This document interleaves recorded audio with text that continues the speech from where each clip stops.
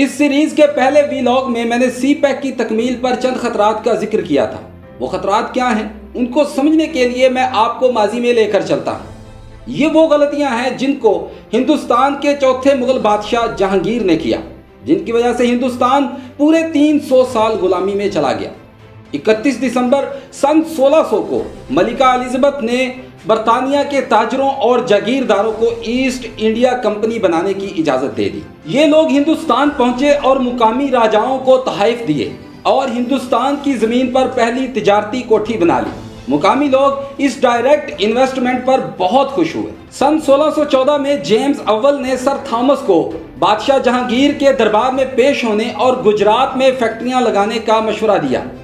سر Thomas Agra میں بادشاہ جہانگیر کے دربار میں پیش ہوا اور بادشاہ نے ان کو احمد آباد اور آگرہ میں فیکٹریاں لگانے کی اجازت دے دی۔ فیکٹریاں اور گودام بنے تو چوریاں بھی ہونے لگ گئیں اور انگریز اہلکاروں پر حملے بھی ہونا شروع ہو گئے۔ انگریزوں نے راجوں مہاراجوں سے اپنی حفاظت کے لیے مقامی گارڈز بھرتی کرنے کی اجازت بھی لے لی۔ ان گارڈز کے لیے برطانیہ سے اسلحہ بھی منگوانا شروع کر دیا۔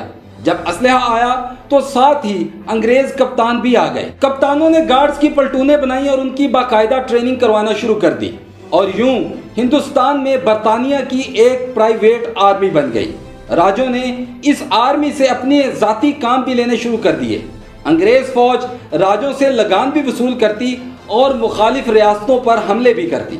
انگریزوں نے 1660 میں مدراس، 1661 میں ممبئی، 1668 میں اڑیسہ اور 1690 میں کولکتہ میں فیکٹریاں بھی بنا لی۔ کولکتہ ایسٹ انڈیا کمپنی کا مرکز بن گیا۔ انگریز پرائیویٹ آرمی کی خبریں آگرہ اور دلی پہنچتی رہیں، لیکن مغل بادشاہ اس کو مقامی ایشو سمجھ کر خاموش رہے۔ مرکز کمزور ہوتا گیا اور انگریز مضبوط، یہاں تک کہ 1757 آ گیا۔ پلاسی کے مقام پر رابرٹ کلائیو اور نواب سراج الدولہ کے درمیان جنگ ہوئی۔ نواب سراج الدولہ 50,000 فوجیوں کے ساتھ میدان میں اترا، جبکہ رابرٹ کلائیو کی آرمی میں صرف 3,000 لوگ تھے۔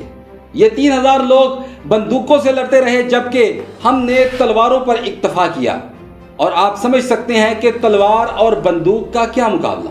یہ انگریز کی پہلی جیت تھی۔ پھر اس کے بعد 1763 میں میر قاسم اور 1799 میں سلطان ٹیپو کو بھی انگریز نے شکست دی اور پورے بنگال پر قابض ہو گئے۔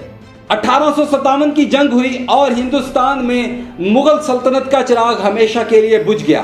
1858 میں ملکہ برطانیہ نے ہندوستان میں انڈین ایکٹ نافذ کیا اور ہندوستان کو برطانیہ کی کالونی ڈکلیئر کر دیا۔